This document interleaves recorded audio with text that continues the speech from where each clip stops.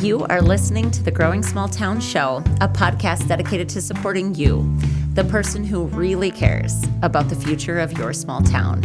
We believe when people get better, everything gets better, and our episodes offer the ideas and actions that prioritize people and small communities. Thank you for listening. We're so glad you're here. Our guest on today's episode is Emma McIntyre. Emma McIntyre is back, friends. She has been on our show before, and she is coming to us today to talk about her role as the development manager for Folkways, which is a nonprofit organization located or headquartered in Fargo, North Dakota. And the entire point of Folkways is to create events that inspire and create belonging. There's so many things that this organization does for the community of Fargo that I think every single one of our small towns can and should think about. And in some ways, guys, we can do these things sometimes even a little easier. And you're going to hear throughout this conversation with Emma, just like why these things matter so much. And honestly, a sense of belonging, a sense of community, those are the things that keep people in our communities. It's not enough just to get them. It's not enough just to get people to move here.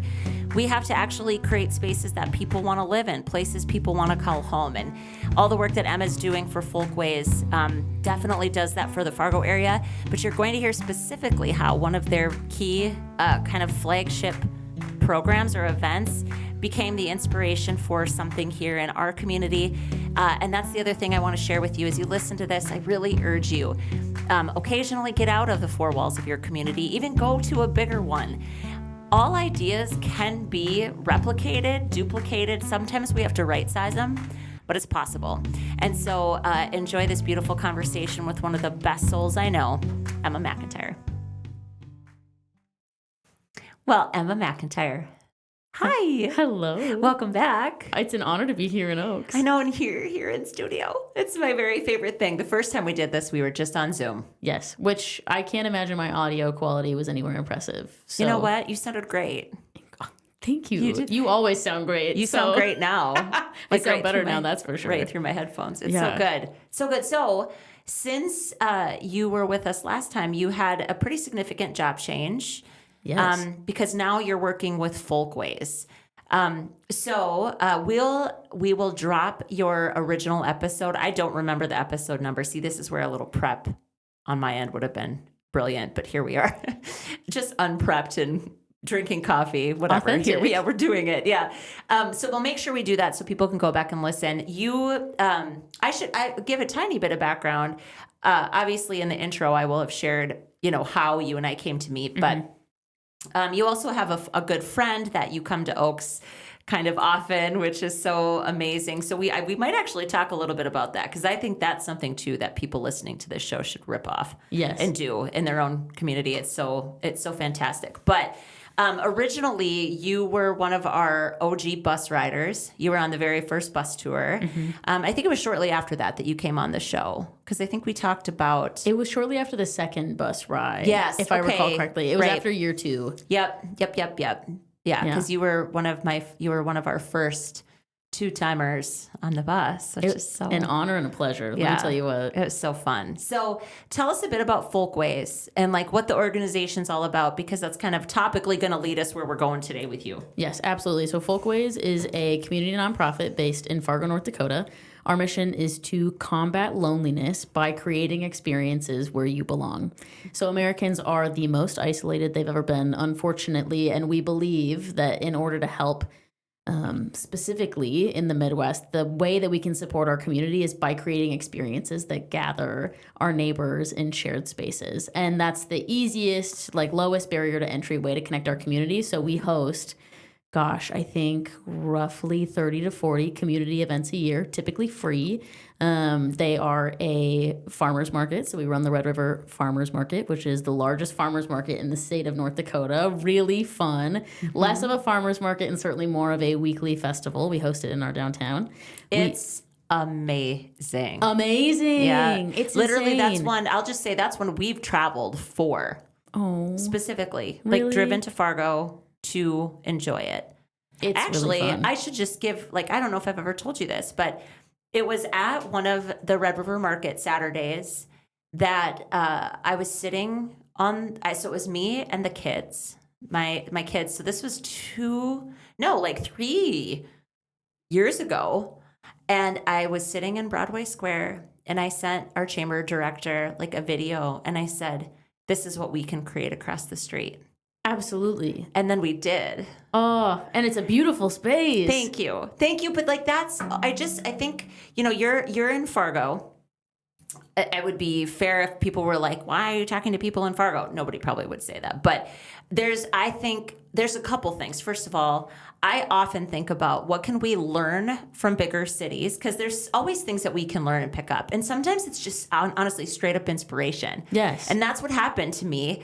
I was sitting there. I love that you have your booze vendors, like, but you could like stroll around with a cocktail, right? If that's your thing, and it's my thing. So like, it was just I was so relaxed. The sun was shining. There were kids playing. My kids were playing. They were just across the way, right? And I thought, there's nothing for me to do except just be in community and belong, right? Yes. And so I don't know if I'd ever told you that, but yeah, the Red River Market, oh God, I just like love it. It's incredible. It happens we do the first weekend after the 4th of July all the way through the end of October. So we're usually rocking 16 summer dates, and then we'll do 4 farmers markets outside of downtown Fargo across the Red River Valley. So we do 1 in West Fargo, 1 in Moorhead, and then we'll do 2 at the mall in South Fargo, because that's the venue that's large enough to host us. How have those gone? Because that's a fairly new ad in the last year or couple years? The last couple years. We've done the 2, so we do a Giving Hearts Day market at West Acres, and then we'll do a March one. We've recently adapted it to be a senior market, so focusing typically on senior isolation. How do we connect North Dakota seniors that live alone at a higher percentage than anywhere else in the U.S.? I love that. Yeah. And again, like I sit here and I'm thinking, like, how could we take that and what could we do? How could we adapt that for Oaks? Well, and the crazy thing about that senior market, so last year was the first time we ever had done it. The senior one specifically. Specifically the senior market. And it's so interesting because it's just as easy as theming the farmers market. We're still doing the farmers market. The added program piece that we included was before the farmers market started. It was kind of a play on this specific event happens at West Acres Mall. So we wanted to tap into mall walkers. Yeah. And we hosted a senior social ahead of the farmers market starting. We'd anticipated maybe 50 people showing up. I wouldn't say that we excel at marketing to seniors, because typically our events are catered towards families and young adults. Yeah. And so it's not our forte. We're still learning how to do it. It's something that we're aspiring towards. Yeah. Well, like, how do you even find them? Exactly. Or get to them? Or where are they looking for that kind of information? That's tough. Especially isolated seniors. Are they seeking out that information? In the Midwest, we have a lot of pride. And I think a challenge of ours in marketing our mission has been, okay, we combat loneliness and isolation. People don't want to self-identify as lonely or isolated. Right. Which is an interesting problem. But on the senior social, we'd anticipated, I think we planned coffee and donuts for 50 people and had 120 seniors show up. We were like buying donuts from our vendors to help meet the demand of all these individuals. And I think the best part about seniors specifically, they're at a point in life where they have authentic conversations right off the bat. Right. And so you'd walk up to this around. Exactly. They're like, I don't have time to waste. I'll tell you my deep dark secrets. Oh, I love this so much, because I just think, again, you're well, and let's back up for just 1 second. Where and how did this mission originate? Because it's so specific.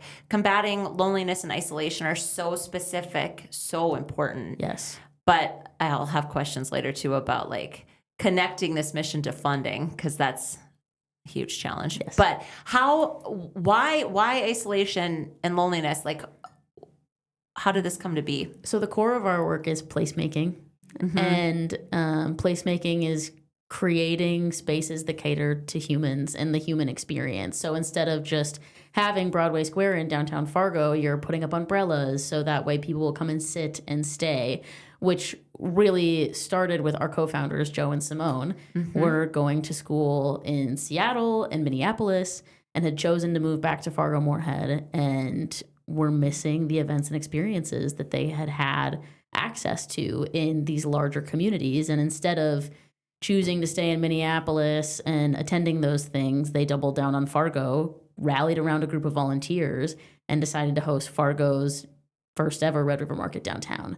Was that was the first event? Yeah, was the Red River Market is how it started. Was Folkways official? Folkways then? was not official Probably at not, that right? point. Yeah. Which also I just think, again, like, take note, friends. If you don't have to go through, I think there's a lot of questions sometimes about that, don't you? Like, Yes. should we have an idea? Do we go through all these formal, hard process? Like, let's be real, organizing a nonprofit is not easy. No. And there's steps and there's legalities and there's all these things. But so instead, find people that, I mean, do you remember, were you a part of the initial one? Were you not? I was not on the original volunteer team, but I did volunteer as a garbage manager for the Nice. farmers market when it was first getting started downtown. And originally, so I was in high school when Joe and Simone were doing you're such a placemaking work in baby. Fargo. I felt like I a love it. it. And honestly, without You've never been a baby. You walk through the world in a very mature and like I sometimes always think you're like 10 years older than you are, but I'm honored. yeah, no, it's good. It's such a great quality. I do think parts of that came from watching people like Joe and Simone before me do this placemaking work. Yeah. And I didn't even know what placemaking was. And truly, I think sometimes it's hard for our region uses placemaking as a buzzword, but knowing what that work does is placemaking is truly combating loneliness and isolation. Mm-hmm. It's just with all of the recent research around the health implications of loneliness and isolation, it's allowed us to better communicate our mission and the impact of placemaking to the Red River Valley. And also in a way that gets people to open up their pocketbooks. Because let's be real. Yes. You made the comment earlier that you host 30 to 40 events in the year that are free. Yes. They are free to the participants. Absolutely. We know that they're not free. These kinds of organizations, it takes an incredible amount of organization. Plus, Folkways now has paid staff. You are one of them. And I just think it's so interesting because a lot of times people want to attend things for free. Somebody's footing that bill. Yes. Being able to tie this to a clear health outcome kind of strengthens that story, I think. Yes. I suppose this is the time. Do you remember which year the Surgeon General came out with? Was it 2023. Okay. Yes. Yeah. So do you want to drop that, and we'll make sure we tag it too? But Yes, absolutely. Yeah, in 2023. significant. For those that aren't aware, the U.S. Surgeon General came out with a report on loneliness and isolation with some pretty staggering statistics on things like the average American that is lonely and isolated has the same health implication as those who smoke 15 cigarettes a day. I have quoted this one several times. Yeah. Just because like it feels like such a soft and nebulous, ambiguous, and just kind of mushy thing to care about. Oh, people are lonely. Oh, people are isolated. Yes. Okay, well, it affects their health to that degree. Exactly. Specifically their heart. It's very impactful in your cardiac system. It's heartbreaking, isn't it? It is. Like It they're really actually is. getting sick of a lonely heart. Yes. Oh. Yeah. Okay, so the first Red River Market happens last year. Now was your first senior Yes. gathering. So earlier you had mentioned that you're really good at the public spaces. You're really good at the experiences. The thing that you're now kind of really thinking about is Social groups. yeah, the social groups and kind of individual connection within those things. So Yes. what does that look like for you guys now? Obviously, the senior gathering is an element of that, or like a test. Exactly. Right? It was kind of an experiment for us to be able to identify, is this something that people are interested in? And we were talking about earlier. So the U.S. Surgeon General defines belonging as a fundamental this was an human off-the-record need. comment, wasn't it? That we were Yes. talking about. Okay, so I just alluded to something. Please, round this out for our listeners. Yes. I just realized we said we That's weren't okay. sitting right here, but we weren't recording yet. So go ahead. Yes, so belonging is a fundamental human need, the feeling of deep connection and experiences with social groups, physical places, and individual and collective experiences. Right. So in the work we do at Folkways, we hit the physical place. We're creating, and we're not necessarily There is physical places like a third space. So you have your work, you have your home, but where do you go outside of those places where you feel connected to your community? We do that in the farmers market. Now we're limited to doing it 3 to 4 months out of the year, which is hard. We would love to do more year-round programming and trying to think of some creative ways to be able to fund that and provide that for our community. But the one thing in the social groups, oh gosh, shucks, now I'm muddying up my definition, but it is the physical places, individual and collective experiences, and then the social groups. Right. So we know at Folkways, you're nailing public spaces because you're identifying. And by the way, like, I just think this is important to note. Folkways doesn't own a physical public space. No. But you work with partners that help us do that. And I'm just kind of thinking about, like, what's the lens on this for our communities. It's like, you don't have to necessarily own a physical space to do this kind of programming. Yes. But being able to get good contracts in place or whatever arrangements need to be had.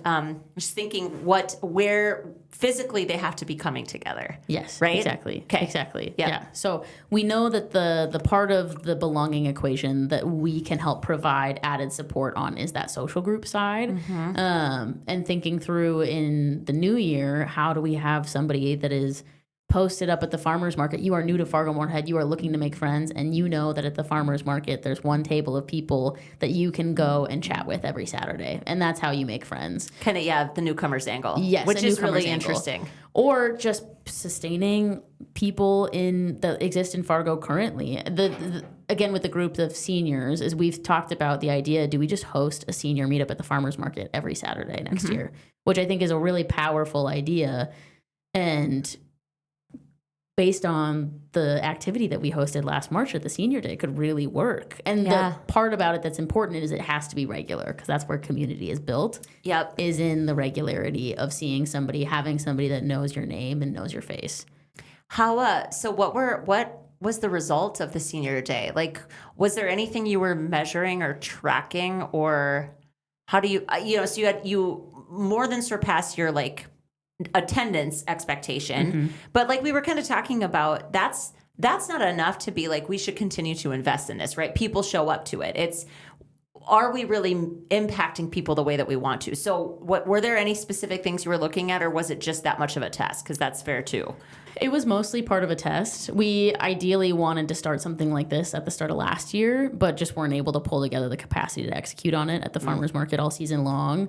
It feels like each year we get better and stronger, but we can only add certain elements at a time. It's not like our team is scaling. How big is your team? There are 10 full-time teammates, if I recall correctly. Yeah, and that's a pretty big team. Again, for anybody listening to this, again, we got to right-size this to our small towns, right? Fargo is the biggest city in North Dakota. What's the population of like the metro, which is even if you include West Fargo, and Moorhead? Is it 250? That's the number I think I tend to quote. Yes. Because I think Moorhead's at least 90. Yeah. Right. Yeah. Anyway, like 250,000 people, right? So very moderate sized city on the level, but in North Dakota, the biggest.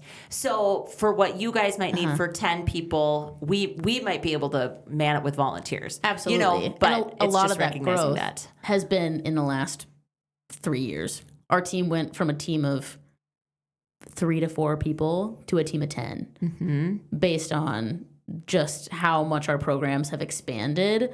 If you're hosting a farmer's market anywhere else, you might not necessarily be hitting 5,000 people. So those numbers allow us to make sure bathrooms are taken care of and marketing our programs. And it's just grown to such a scale. I think it's important for people to remember, though, that the farmer's market started with 12 vendors in downtown Fargo. Now we're at 90 or so, almost pushing 100, but that took 11 years to get there. It's not like the farmer's market just started with those 12 vendors. And I would say even 5 to 6 vendors is a success. It doesn't have to be a large scale event. I think it's an easy thing to draw yourself into attendance to measure success of something. Yeah. But something that we truly measure is actually the dwell time. So the amount of time people sit and hang out. Okay, so that's something you're actually measuring? Yes. Okay, how do you do that? Cell phone data is something that we're lucky to have. Can you tell me what company do you use? We use Placer AI. Okay, yep. We're fortunate that our downtown community partnership has a Placer AI license, but I would wonder if you contacted impacted state tourism if they couldn't help you pull the same numbers as well. I don't think it's something that communities should have to necessarily purchase their own license for. So I've actually seen, I think Placer is amazing. I've seen a demo of it. I'll just say it for our little community, the price tag was wild. It's so expensive. We couldn't afford it ourselves. And I don't again want to I'm not demeaning Placer. They have, but I think there's something really powerful about data-driven events in particular, because again, we're talking about something I care deeply about this stuff because this is how I am wired. Now, if I have to sell this to an analytically driven, data-driven group of humans that deal with public sector dollars, let's say, and I'm asking them to front it or pay for it or sponsor it even. There are people that want to see hard numbers, and attendance numbers isn't enough. No. So can you tell me anything about did you have a baseline? How did you determine what your goal is for how long you want people to dwell, loitering, we encourage loitering up in this joint, right? Yes. That's exactly. the whole thing. We want people to linger. Yes. The longer you linger, the more likely you are to run into your neighbors. So something else that we ask at our end of year survey, so we do one final survey at the end of the farmers market season, and we ask attendees if they ended up running into somebody at an event that they didn't attend with. Because that's a great indicator of building community. I did. I bet you ran into so many people. I ran into 15. Well, that's so funny, right? We're in downtown Fargo. My kids are like, Mom, you know everybody. I'm like, no, I don't. Not but legit, I ran into so many people. And that is, to me, that's community. Yes. The event itself doesn't create community. I don't know that enough people really recognize that. What kinds of intentional planning is going into creating collisions between the people that are attending the thing? It's so important because otherwise it's like parallel experiences. Yes. Right? Instead of joint or communal ones. Yes. So clearly you guys are doing intentional things to build it. So that's one of the things. What were you finding with numbers? It's been so interesting. One of the items feedback. I don't know what your survey looks like, but yes, yeah. Well, so we're finding that 69% of people that come to the farmers market end up running into somebody that they didn't attend with, which is great. That's incredible. It is. And then as far as dwell time goes, we also use that to tie back to our programming. Are we creating programming that's engaging enough to convince people to stick around longer? Or maybe the speakers were too loud and people didn't end up wanting to stay and chat. Or maybe the weather was colder that day, or it was really hot and sunny. So how can we combat that maybe a more uncomfortable experience with putting out more umbrellas? Right. There are things that you can do to make a space comfortable for others. Small things like you saw, we have alcohol vendors at the farmers market. We encourage people to grab a drink, hang out. We provide entertainment for kids because we don't want your kids to be a barrier and you going home. How comfortable can we make the space so that way you stick around, you linger longer?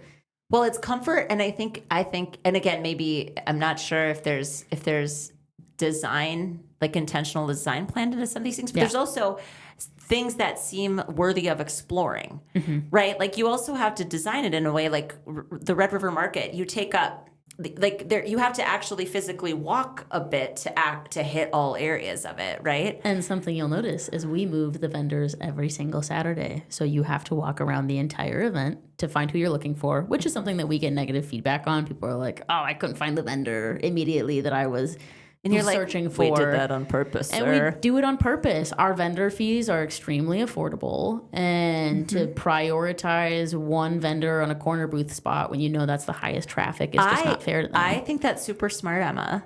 I didn't know that you guys did that just because I'm obviously not there every single Saturday, but I think that's really smart. And because there's also a vendor experience, let's be real, they have to have a great experience too if they're going to want to come back. Absolutely. We have so many stakeholders in regards to our events where we have attendees and their experience, and then we have vendors and what it's like for load in and setup and tear down, and making sure that our fees stay nominal. We do receive vendor fees, but I think vendor fees are maybe 17% of our budget, our operating budget. Yeah. And we fundraise for the rest of it. And so in order to maintain affordable rates, we also do not require vendors to be at every single farmer's market. So that requires us to switch up our layout each week because we're dealing with a different number of vendors. They're not going to just be in the same spot. It also is so much more work on your team's part. Like, let me just say, I love this because you're sparking in me a few things, but I think about how, especially in small places, but I think this happens anywhere, frankly, where you get really used to running something a certain way and you're like, well, it works. And so then you just keep doing that. And so the question is this, who is this best for? And if it's only us and it's not the attendees, it's not the vendors, right? Then we're prioritizing our comfort and ease over outcome. And very clearly you're not doing that, which I think is super commendable. But like, I can just imagine the lift involved in reorganizing 90 some vendors every week. Our vendor team is incredible. Tori and Brenna are just spectacular. They do the layout custom every single week. And then something that Joe and Simone have been really intentional on since the start of the farmers market. When you come to the Red River Market, you'll notice that our vendors go up the center of the street. And that's to make sure that we're not blocking any of the brick and mortar entry shops. Right. So you can shop on both sides. Let's talk about that. Like, because there's a real economic impact too, not just to those vendors, but to the entire experience. What has been the biggest challenge related to kind of plopping in other shopping? Because like I can imagine some of the pushback you've gotten, maybe, and again, maybe even the city officials. I saw that. I mean, Folkways was very clearly in the news not that long ago when you were trying to get a permit. So whatever you want to share about any of that, just in terms of the challenges and how you overcame them. Yes. So Fargo's interesting, where communities that do large-scale farmers markets typically have a space that's created to host those events. Like if you go to Minneapolis, which is a community that hosts a large-scale farmers market every single week, they have, to the events that I've been to, a built-out space that accommodates for a market venue. Now in Fargo, it's like an infrastructure. There's infrastructure in place. There we go. That's the word I was looking for. No, you're good. Now in downtown Fargo, there isn't necessarily a venue that provides the luxury of something like that.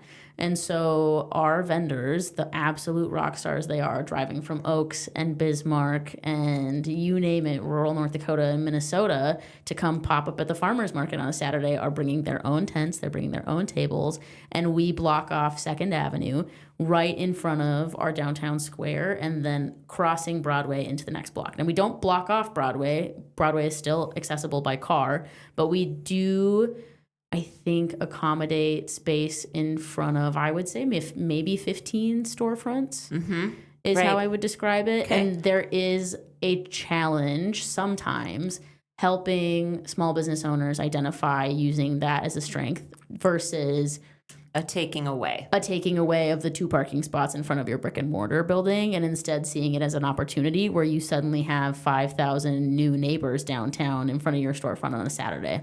See, like for me, I have a hard time with what the problem would be. Yeah.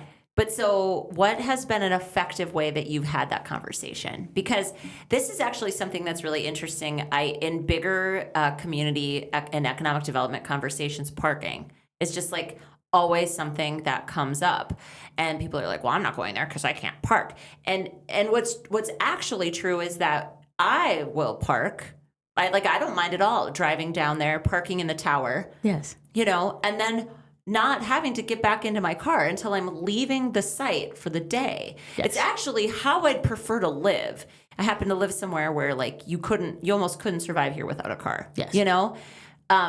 So how are you doing one-on-one conversations? Are you communicating with like a letter that goes out to everybody impacted? What has been your approach and what has worked for kind of maybe re-education or, helping to change some mindsets about some of those things? Well, I think something just to frame for people who have never been in downtown Fargo, we're really fortunate that we don't have a ton of big box stores in our downtown. It's a lot of small business owners, which I think provides a really vibrant landscape for our storefronts. And also is something that we need to understand, that we're not communicating to a marketing team and helping them see that maybe they need to keep their door open on a Saturday so people can see into their storefront, versus when somebody walks by a food truck on one side and a waffle shop on the other side, you having your windows open allows them to feel more welcomed into your space versus the food truck that has a front doorstep right across from them. And it's most always a one-on-one conversation that is had with the business owner in encouraging them to put their front door open, to participate, to put out a sandwich board, or maybe they do a farmer's market special. A great example of this is we have a coffee shop on 2nd Avenue. It's called Youngblood Coffee, and they absolutely sweep on farmer's market days. Just incredible. They had their largest day ever on opening day of the farmer's market this year, which is a direct economic benefit of us hosting the farmer's market downtown. Well, and it's literally like there's a few things that have to be in place for that to happen. One, the opportunity, which that's you guys showing up there, which they don't really get to control. But then, like I think you said it earlier, is actually seeing this as a positive thing to leverage instead of something to enhance your business instead of detracting from it. Yes. I can't, I guess because I'm pretty oriented towards like leveraging opportunity. So I can't imagine not wanting to take advantage of that. But I think it's great to have these clear examples where they're killing it and they have they could literally show you. Yes. Right? That our sales were however much % over a typical day. And it's this great. Day. Exactly. It's great for us to go to other businesses and say, hey, Wasabi, for example, we know that Youngblood does great on farmers market days, and here's some things that they do. They put out a sandwich board with easy grab-and-go drinks. They say, hey, here, they have a literal menu on their countertop that says fast drinks. Yeah. And it's just all the ice beverages that they can make in mere moments. Yeah. They make sure that they have a screen door that's open, and they prop open their front door so it looks welcoming. Yeah. They've got a sandwich board that they put out on the sidewalk. There are actionable, replicable steps that we can apply to other businesses downtown. Yep. And we're able to estimate. There's a really great equation provided by a farmer's market in, I believe, Oregon, where we can track on the number of dollars spent on the farmer's market is an estimated number of dollars that impacts our downtown, and it's almost like a 1-for-1. Isn't that wild? It's wild. And the businesses downtown feel it. I've walked up and down Broadway and asked, just trying to be really mindful, especially in the last year we were applying for a street permit on Broadway for one of our events. Yeah. And we got declined for the permit, and so I wanted to go up and down Broadway to truly understand, is there a hindrance in our events for downtown? Like, we host these things downtown because we know it's beneficial for us to be in that walkable neighborhood because it benefits all the other businesses in a positive way. Yeah. And didn't want, if that narrative wasn't the case, to be... Didn't want to make the assumption. No, right? Exactly. Yeah. And so I did. I walked up and down downtown, and they said that there is a noticeable difference between Saturdays in June and Saturdays in July when the farmers market starts. It is a huge driver for our downtown, and I think is a part of what keeps it vibrant and allows people to occupy real estate down there. It provides a great opportunity to meet customers. The Growing Small Towns show is recorded locally at the Growing Small Towns podcast studio located in Oaks, North Dakota. It's produced by Pheasant Canteen Studio in Aberdeen, South Dakota, with marketing support from Cassidy Johnston in Canyon City, Colorado. Our intro music was created and produced exclusively for Growing Small Towns by James Bergman, singer and songwriter from Fargo, North Dakota. Local and small. It's what we support, and it's who we love. Get your community a shout out on the podcast. Call 701-203-3337 and share your small town success that you just don't feel is being celebrated quite enough, and let us shout you out. You can also share your biggest people challenge, and we'll dedicate an episode to offering ideas to help. Hell, you can basically tell us anything, and we'll do what we can to answer. We can't wait to hear from you. You know the hardest part about community work? It's not the funding or the planning, it's the people stuff. The burnout, the resistance to change, the we've always done it this way people. And that's why we started the Growing Small Towns Club, a place where community doers and dreamers can bring their toughest challenges, share what's working, and feel a little less alone. It's part think tank, part pep talk, and 100% heart. Join us for just $30 a month at growingsmalltowns.org/club, because communities thrive when their people do. Today's episode is brought to you by the Yellowbird, the small family-run skincare company that proves you don't need a science degree in chemistry to read a product label. My good friend Nicole started the Yellowbird because she wanted safe, natural, and super simple ingredients for the products for her own kids. And now the rest of us just get to benefit. Everything is chemical-free, fragrance-free, and full of ingredients that actually do what they're supposed to do and at a price that you can actually afford. They are practically the official skincare brand of GST. We highly recommend the face oils and the chapstick. Try these products out for yourself and use code GST at checkout to save.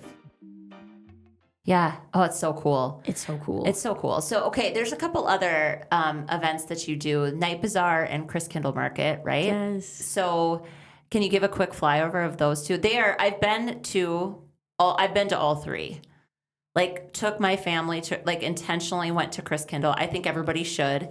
And then also, I've been to 2 different Night Bazaars. Like, I happened to be in Fargo. Like, I had to speak at a conference, and I was right down there, and it was just like aces. I loved it so much. But it's so fun. Yeah. And I'm trying to convince more businesses to hop on to the Night Bazaar energy of like host your client event at Night Bazaar. We're already planning all of these programs, like utilize the event that's being created. This isn't an experience that you have to create for yourself. We're happy to share it with the community. But Night Bazaar, is just a really quick overview, is a evening street festival that we host. It's kind of like a street carnival. We do it monthly and they're all themed.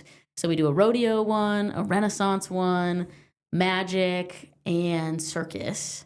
And Galactic Rodeo. We did Galactic Rodeo this last year. Holy smokes. Oh my gosh. Talk about target audience. In Fargo, I've never seen so many people out in like cowboy hats and chaps and boots. It was so fun. So fun.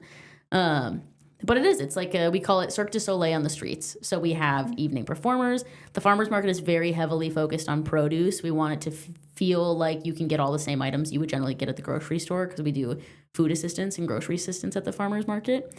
But Night Bazaar is an artist market. Yeah. And it's a way for us to pull in our more creative community for this monthly gathering that's heavily geared around our arts community in Fargo-Moorhead. It's so cool. It's so fun. And we encourage people to show up in costume, which, talk about belonging. If you show up somewhere in a costume as a grown adult, you feel like you belong there. Mm-hmm.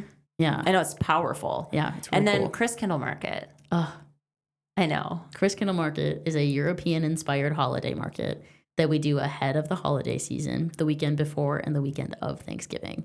And it feels as though you got dropped into a Hallmark movie, is perhaps the best way of describing it.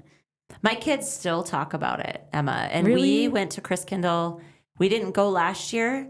I don't even think we went the year before. I swear to you. Again, I keep saying, it was like 3 years ago. Clearly, we're due. I'm going to need to come back this year. You should. But there's a couple things that the kids still talk about. And it's, first of all, it's the fact that part of it is out, like this was when it would have been at the Civic Center, right? Yeah. Part of it was outside, part of it was inside. Mm-hmm. So the outside, you had the kind of old Nordic Scandinavian game where you take and you're Hammerschlagen. Yes, Hammerschlagen. That's what it's called. They still remember doing that. They still remember openly roasting marshmallows out in the square. Like and it was cold. I mean, it was actually pretty cold. Like we were all bundled up, right? But that too, for me, it ends up. So have you ever heard of the Danish word hygge? Yes. Okay. So that's that over, like, just all-encompassing, wraps you up kind of feeling of comfort and warmth and coziness. Yes. That's what that whole experience does to me. Absolutely. And I think I know it's by design. Like, Yes. it's supposed to create that, but... Yes, I talk about loneliness and isolation. We are extremely lonely in the winter months, and there are communities in Europe that still gather outside in the cooler. How do we replicate that same feeling of community in the outdoors? And obviously we have the indoor component of it, but I think there's something special about it. Being ahead of the holiday season, we specifically host it over Thanksgiving weekend, so it allows families the opportunity to show maybe out-of-town family members what Fargo really looks like and feels like. And I would say that's like our best shot at how do we create an Oaks, North Dakota feeling in downtown Fargo. Yeah. Of figuring out how to have that like small community intentional, curated gathering, even though we don't have a main street that looks like Oaks. We try to almost create it in the Fargo Civic Center. You guys do such a great job with it and such effort. I mean, I think I have been a part of planning and hosting lots of things over the years, and it's just such an impressive feat. And I just love so much that you're not, I don't feel like you're trying to dress this up as anything other than this very serious problem that you're trying to solve. Yeah. I mean, I think it's special. It's an interesting dissonance in you come to the farmer's market and you know that it's different than a regular farmer's market because you're not just buying your produce and leaving. There's live music and activities and food demonstrations. But it's hard to have the conversation of we do all these really beautiful things because people are lonely and isolated. And it feels like there's a dissonance between our programming and the actual outcomes versus the mission. And it's not like there's actual dissonance because we aren't achieving our goal, but it's just the stark contrast of loneliness versus this beautiful, vibrant community event is sometimes a challenging thing to talk about. I think too, the fact that you're thinking about that goal all the time, you approach what you put into these events differently because they're attached to and in service of a really clear mission. Yeah. That's really important. I think I always just want to, there's an intentional mindfulness that Folkways approaches all of their events with. It's not just an event. Literally, the fact that we're talking about the drill down of the isolation, right? That you're talking about this individual and collective experiences. So often, I think we just do we err on the side of what's easier for the people planning it. While I fully respect that when everybody's tired and everybody's burnt out, I get that. And I think we're missing the opportunities to sometimes actually put things in with a little more meaning, a little more intention, and then track it. Yes. Because it's exhausting to host a big thing and really feel uncertain if you met a goal. Because it absolutely can't just be about numbers all the time. Like, it's got to be about because honestly, some of these things might be literally changing the life of somebody, right? Like, and you're not necessarily going to know that.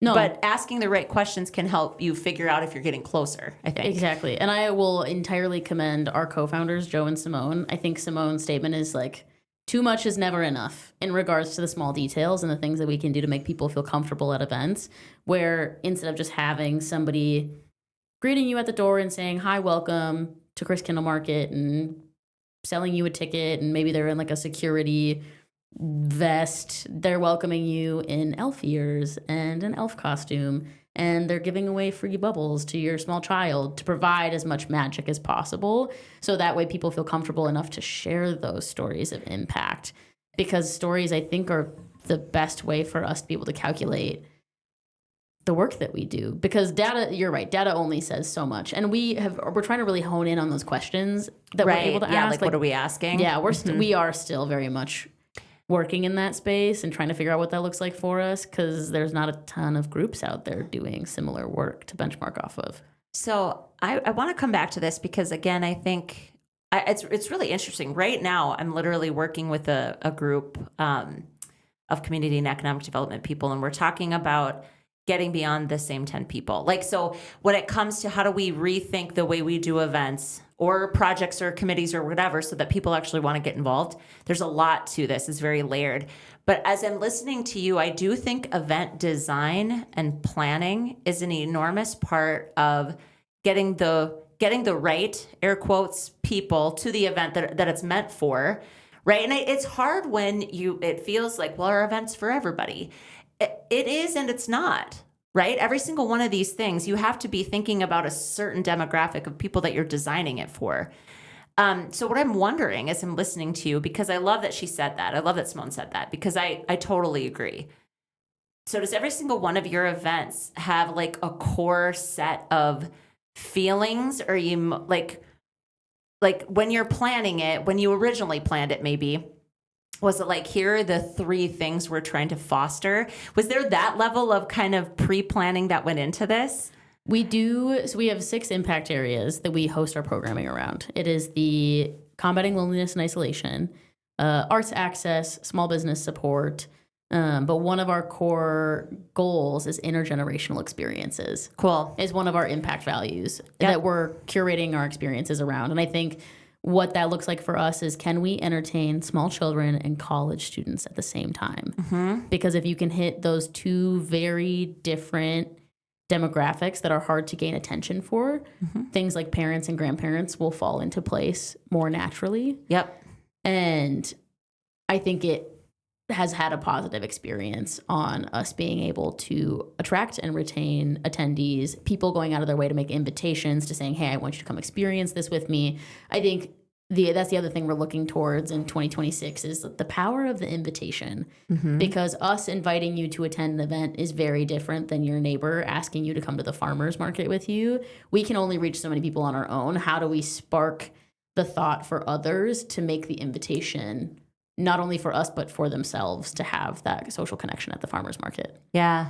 Yeah. I think as I'm just thinking about even your example of, instead of just like the kind of contrasting the welcome experience or like the picking up your ticket experience. Yeah. When the goal of the event is belonging, then every single one of those moments is a moment that you can create more belonging. And so then the details become, does it foster more or less belonging? Yes. If it's more, we do it. If it's less, we don't. Yeah. So I think that's a way for people to think differently about why the hell are you doing what you're doing? I just think like it's mindfulness. Yes. I get, because that's the thing too, is the reason sometimes our stuff starts to feel tired or boring or nobody's coming. It's because nobody for a really long time has just stopped and asked these questions. Like, why are we doing this? What are we hoping? And sometimes if it's a long running event, you have to go way back to the beginning and say, does anybody know why this thing was started? Because if you can't answer that, then take some time, sit back down, and recast a vision for the thing. Because you're not going to have the energy to do it otherwise. You're not going to be motivated to make it what it needs to be. Otherwise, it just becomes like a giant punch list of stuff that has to be done. Yeah. And again, the other thing that research will really show about this conversation, so there's all the stuff we've talked about with the thing you're actually trying to combat, which is loneliness, isolation, and its incredible effect on our health detrimentally, right? There's also an enormous connection to purpose and belonging and meaningful work. When people are connected to things that they feel like they're a part of something bigger than themselves, that's also, it's good. It's good for retention of those people, right? They'll be able to call a place like Fargo or my little town home if they feel that. So we have to create experiences where being a part of putting it on feels like something bigger than just, I ran a booth for 2 hours at a thing on a Saturday. Exactly. And there's just, and people can get, I know that I run the risk of being like a little too mushy and maybe a little too feelsy, but honestly, I think it's about intention. Yeah. I think mindfulness and intention matters. Absolutely. Especially in creating, I think the term for it is social capital, people's social capital, which is that invisible thing that ties them to community. Mm-hmm. We've had some really great, the farmer's market was built on volunteers. Yeah. It was not built on paid employees. And now it's gotten to the scale where we've found that other cities typically provide the infrastructure for a farmer's market. So people often confuse our programming with maybe our city or our parks department. Right. We do not receive dollars for our programming from our city or our parks department. Right. We do receive an in-kind donation for the Civic Center for using that space. Which matters. 100%. And it's a huge impact. We're really grateful for it. But we're having to come up with this programming on our own, which is great because I think that it makes it more representative of our community and what our community needs and wants. Well, I think any time, and this isn't just like the city of Fargo proper, it's like any time it has any kind of directive or authority or influence from the government, it can kind of lose that like juice because it has to, it has to meet certain requirements. Right. It has to meet certain requirements and kind of the the democracy of it, like everything has to be very democratic, very fair. Yes. So you can't take as many risks too, I think, a lot of times, right? Exactly. Like you guys do some kind of, edgy is a word I was going to say. It's not edgy in like a crazy way, but No. you're making very clear choices Yes. about what you're choosing to do, to host, to bring in. And I don't know that it would have that same vibe. Like Vibes matter, exactly, man. and I think that's what appeals to. I think we get a lot of our vibes from appealing to a college audience. Yeah. Is where the vibes come from, and then the staying in the staying factor in the programming comes from entertaining kids. Because if you can entertain kids, you can entertain parents, and you're more likely to entertain grandparents. And because you're providing entertainment, you're appealing to retirees that want to just sit and hang out. There is something so blessed about going to a thing where as an adult, like a mom, you feel like your bucket's actually getting filled and your kids have a great experience too, and you accomplish that at the same time. That's like unique. it is unique. It's hard to do. Yeah. Because I think if we're honest, parents, like we attend a lot of things that were built for our children. And we're only there because A, we pay for it, and B, we're their transportation. Like we're just there. It's not always, we don't always get to take it in as a full experience for ourselves. Yes. And again, that like video that I physically took at the Red River Market, my kids were playing with those giant foam, like The blue blocks. They are so cool. They're so cool. I love them so much. Yes. And it's kind of silly how engaging simple plain blue blocks can be, and kids come back week over week and are completely engaged in them because there's a lot of research around free play. Yeah. And I mean, the blocks might be the same, but you might meet a different kid the next week that has a different interpretation of the blocks. Well, that was the thing. My kids are they're like about each 3 years apart. Yeah. Right. So 6 years between the oldest and the youngest. It's already to the point where I'm just like, I can never find anything that they all enjoy, like, you know. But that particular day, they were all playing, and I was just like, heck yeah. So I got my drink, and I sat in one of those big, amazing Adirondack chairs, took this little video, and then I looked over, and they were absolutely playing with other kids. Yes. And it was kids of all ages. Obviously, kids they did not know because we were there, right? From all neighborhoods, of all income levels. Right, exactly. And it just reminded me that like I had been having kind of a rough day for whatever reason. And because I could like feel my way into this for our own community, I was just like, and good prevails. It was like very much I was having a great existential moment. And I don't know that I ever got to really tell you that. But that just happened at the farmer's market. I'm honored for existential moments at the farmer's market. That's beautiful. It was so good. Yeah, and I remember thinking like, see, we can build this kind of thing. And that's always what I want to encourage. I realize like I don't want anybody to walk away from this feeling like, well, it must be nice to have 10 people on staff. Yeah, guys, it would. But you wouldn't have it either if you didn't need it. And so it's all about where does it start? Mm-hmm. And like you said, you guys started Red River Market and you didn't even have the nonprofit in place. No. So kind of, I think, it's some of it is looking around and figuring out what do you have that you could utilize and who do you know that has things you could utilize, right? And just actually doing a little asset mapping, which would be cool. Yes. But as you think about it, because you've been to Oaks, why don't you real quick before we kind of finish and you give your like final bit, tell my friends about Hallmark Weekend. Absolutely. Because I love this so much. And I just think you guys are so precious and I love you so much. When you come down, I'm just like, oh, this is so fantastic. I love it so much as an adult so I met a lot of my friends in my early 20s working at Emerging Prairie, which is a nonprofit in Fargo that energizes the entrepreneurial community. And that's where Rebecca and I met, was because you spoke at Startup Brew when I was working on the Startup Brew team. Emerging Prairies, yeah. The Startup Brew experience was absolutely fantastic. We will plug them for sure. I've met some incredible people. The art on my walls is because of Startup Brew. Which is just incredible. And I met one of my very dear friends, Hallie, through Startup Brew because she was also working at Emerging Prairie. And when we had shared that you were going to come speak at Startup Brew, she was stoked because she's from Oaks. Mm-hmm. Her family runs Prairie Pothole Lodge, which is in this neck of the woods. Yeah. Hallie came up with the idea. I think this would have been the winter that you, like the same year that you spoke at Startup Brew. And her idea was that we would all hang out at Prairie Pothole Lodge ahead of the holiday season and have ourselves our very own little Hallmark weekend. Like a little Hallmark movie is what it was loosely inspired by. So we would all hang out at the lodge, and her grandma has an industrial kitchen. And so we all brought a cookie recipe, and everybody brought a cookie to make, and we would do arts and crafts and play board games. And then the running tradition is on Saturday evening, we all come to the Angry Beaver Lodge in Oaks. And it's an absolute blast. And year number 1 was maybe 8 of us. And we've done this for, I think this will be our 5th Hallmark weekend, our 4th or 5th Hallmark weekend this year. And we're up to nearly 20 plus people.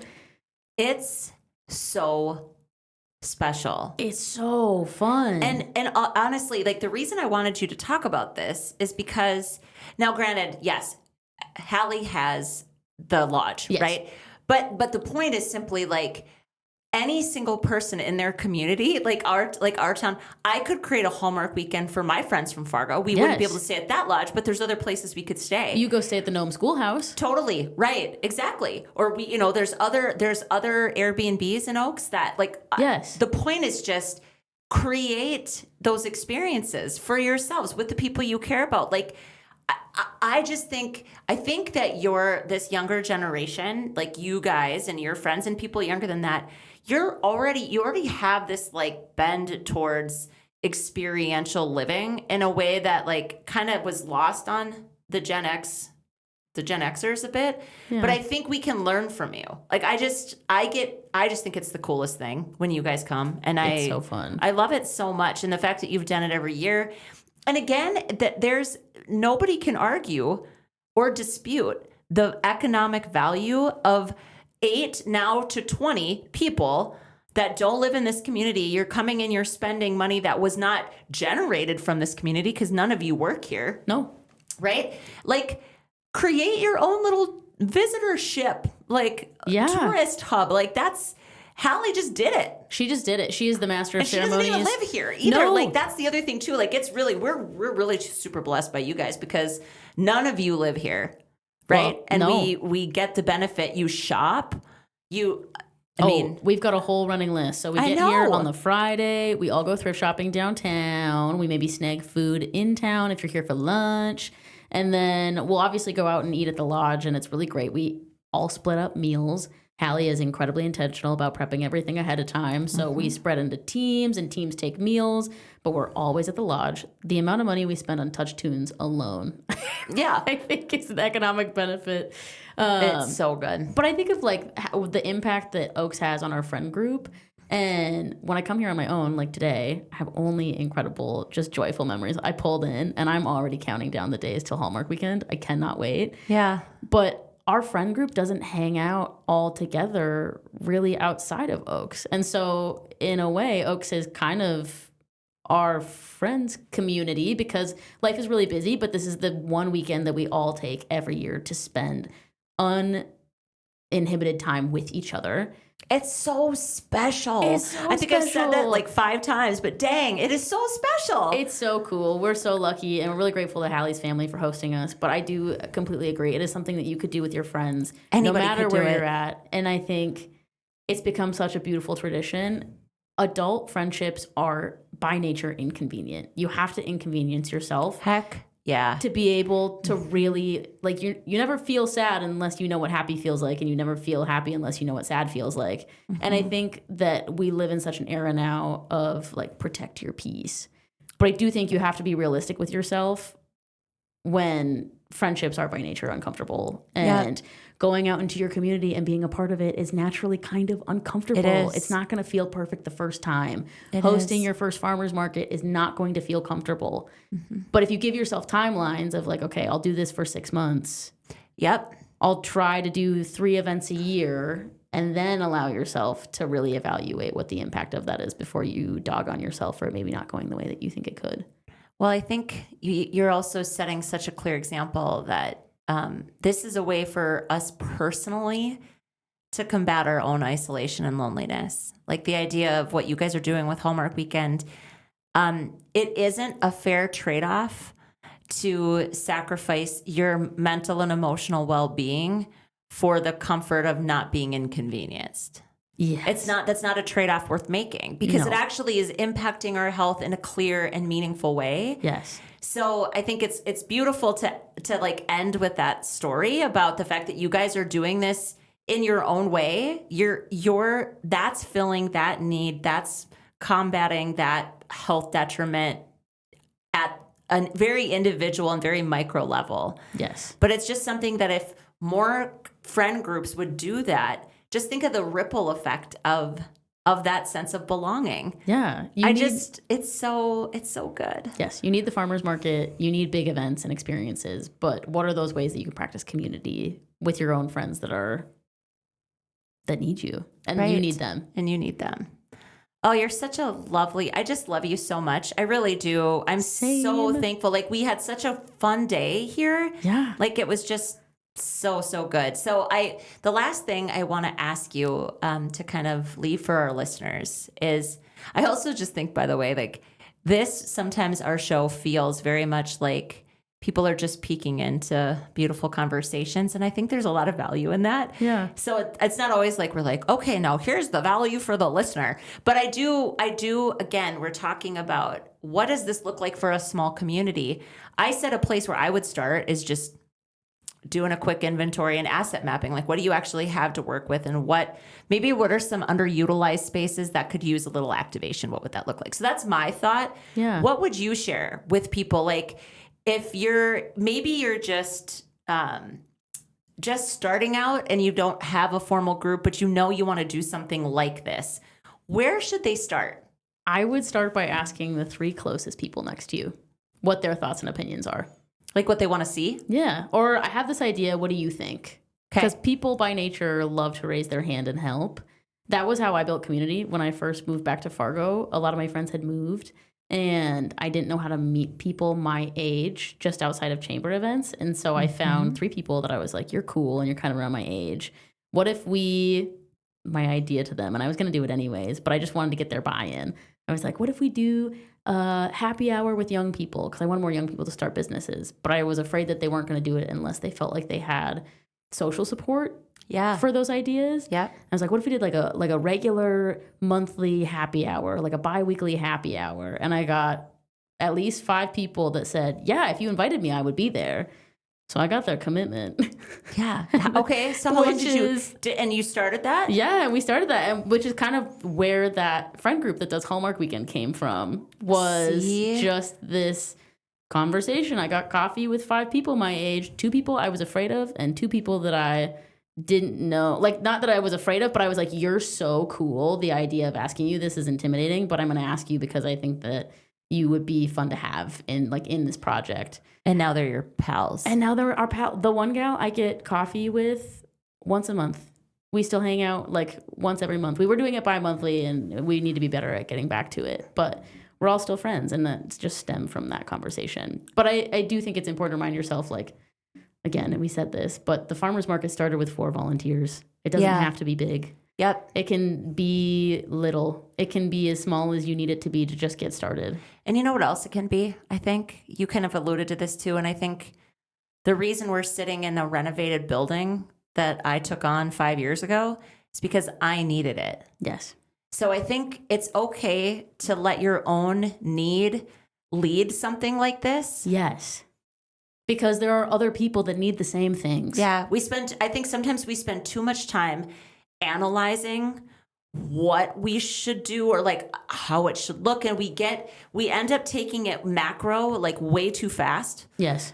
And sometimes it starts with, what do you need? Exactly. What do you need? How, if you're lonely, what would make you feel better? Because you're more supported and more connected. Exactly. You're going to pour your most authentic self into it, and people are going to resonate with it. If you're doing something that you're not passionate about, people aren't going to feed into it. There's not going to be, I mean, they might, but it's harder to get that same level. I can't imagine providing energy for something you weren't really, really into. Yeah, I just don't operate that way. I don't either. I wish I could pull energy like that, but I fear. Can you imagine? Well, it'd be fairly manufactured. Yeah. I mean, it wouldn't be Emma McIntyre energy. And it wouldn't be like juicy Emma Mac energy like it is now. I'm a bad liar, so. You and me, same, right? Like I don't pretend well. No. It's just not much of a poker face over here. Yeah. So Emma, you are such a delight. And the community of Fargo is just they are so lucky to have you. I think what is so special about you, I'm just going to brag on you a little bit more here for a minute.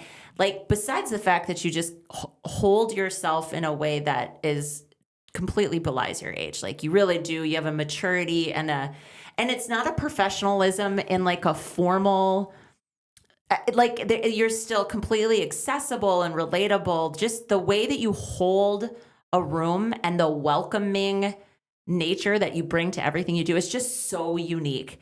You honestly do it better than anybody I've ever met.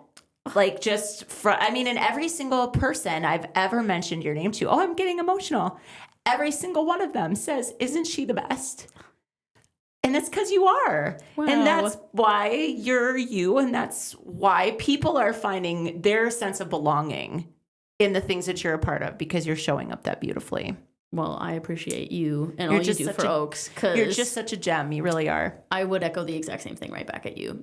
And I appreciate the friendship that we have, because finding somebody that carries a similar energy is such a gift. It is. Thank you for sharing it with us today, friend. Thank you. We hope you loved this episode of the Growing Small Towns Show. We encourage you to leave us messages at 701-203-3337. And be sure to subscribe to our newsletter at growingsmalltowns.org. In the meantime, keep doing what you can with what you have right where you are. Your community needs you. Because we are growing small towns. We are growing small towns. We're right here living our best lives, as crazy as it sounds. But we are growing small towns. Growing small towns, we are growing small towns.